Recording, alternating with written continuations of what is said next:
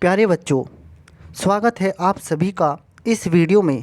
प्यारे बच्चों, हम नवोदय विद्यालय प्रवेश परीक्षा कक्षा 6 के लिए तैयारी कर रहे हैं। प्यारे बच्चों, आपको पता है कि हिंदी के अंतर्गत आपके पेपर में 4 अनुच्छेद आपसे पूछे जाएंगे।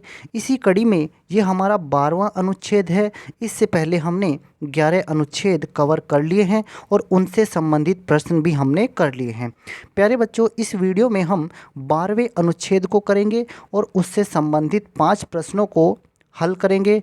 इस वीडियो को प्यारे बच्चों आप ध्यान से देखेंगे तभी आपको अच्छे से समझ आएगा। शुरू करते हैं प्यारे बच्चों अपने इस वीडियो को। भारत में विशेष ऋतुओं से संबंध रखने वाले त्योहारों की भी कमी नहीं है। वसंत पंचमी, होली, श्रावण तीज, शरद पूर्णिमा, लोहड़ी, पोंगल, बैसाखी आदि त्योहार किसी न किसी रूप में सारे देश में मनाए जाते हैं। प्यारे बच्चों, हमारा देश एक ऐसा देश है जहाँ तरह तरह के धर्म हैं, तरह तरह के रीति रिवाज हैं, तरह तरह के त्यौहार मनाए जाते हैं। और ख़ास बात यह है कि ज़्यादातर त्योहारों का संबंध किसी न किसी ऋतु से ही होता है। जैसे वसंत पंचमी है, इसका संबंध वसंत ऋतु से है। इसी तरह से जैसे हमारे पास में श्रावण तीज होती है, तो जो हमारे पास बरसात का समय होता है, वर्षा ऋतु होती है, तो उस समय ये त्यौहार मनाया जाता है। इसी तरह से प्यारे बच्चों, अलग अलग त्योहारों का महत्व है यहाँ पर और अलग अलग ऋतुओं में इनको मनाया जाता है। ऐसा क्यों है? क्योंकि हमारे देश में विविधता बहुत है और इतने सारे धर्म होने की वजह से सभी धर्मों के महत्वपूर्ण त्यौहार आते हैं जिनको सभी खुशी से मनाते हैं। सभी जानते हैं कि इनका संबंध विशेष ऋतुओं से ही है। वसंत पंचमी, होली सब वसंती रंग और मस्ती के त्यौहार हैं। श्रावण तीज मस्ती के प्रतीक झूलों का त्यौहार है। शरद पूर्णिमा वर्षा ऋतु के बाद वायुमंडल और वातावरण की निर्मलता का संदेश देने वाला त्यौहार है। आगे अगर हम बात करते हैं, जैसे लोहड़ी एक त्यौहार होता है। लोहड़ी और पोंगल ये शीत ऋतु की भरपूरता में मनाए जाने वाले त्यौहार हैं। इन पर जो रेवड़ी, मूंगफली, तिल, गुड़ और घी, खिचड़ी आदि खाने की परंपरा है। वास्तव में सर्दी से बचाव और स्वास्थ्य सुधार का उपाय ही है।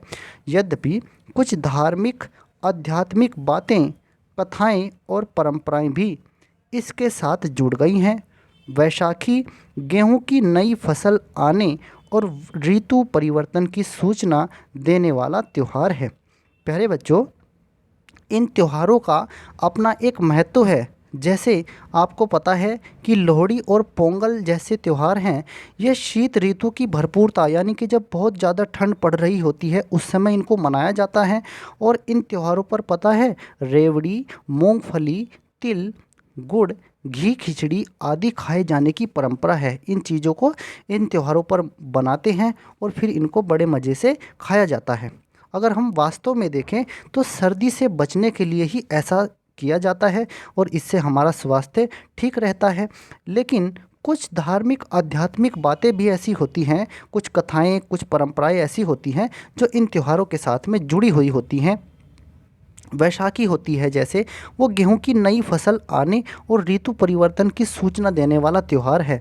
वैसाखी उसी समय पर मनाया जाता है जब गेहूं की नई फसल आने वाली होती है और ऋतु परिवर्तन को ये एक सूचना देने वाला त्यौहार है, जो कि पंजाब, हरियाणा जैसे कृषि प्रधान प्रांतों यानी कि राज्यों में विशेष सज धज के साथ नृत्य गान की मस्ती के साथ मनाया जाता है। ये जो बैसाखी का त्यौहार है पंजाब, हरियाणा जैसे राज्यों में मनाया जाता है। इनके अतिरिक्त भी लोग ऋतुओं से संबंधित स्थानीय स्तर के त्यौहार मनाते ही रहते हैं। सभी में मेल मिलाप, आनंद, मौज की प्रधानता रहा करती है। हमारे देश में बहुत सारे त्यौहार मनाए जाते हैं। यहाँ पर तरह तरह के रीति रिवाज हैं, तरह तरह की मान्यताएं हैं, परंपराएं हैं और फिर भी इतनी विविधता होने के बावजूद भी हमारे देश में एकता है। प्यारे बच्चों, अनुच्छेद से संबंधित अब हम देखते हैं इन 5 प्रश्नों को। हमारा सबसे पहला प्रश्न है,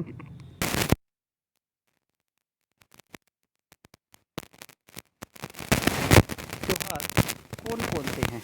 भारत में विशेष ऋतुओं से संबंध रखने वाले त्यौहार कौन कौन से हैं, ये हमें बताना है।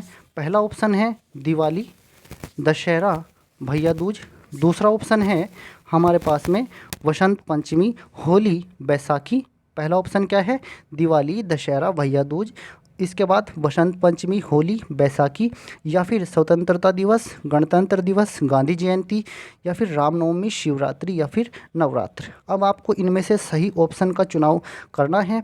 तो जो वसंत पंचमी है, हमने अभी अनुच्छेद में पढ़ा है, वसंत पंचमी, होली, बैसाखी, ये सब विशेष ऋतुओं से संबंध रखने वाले त्यौहार है।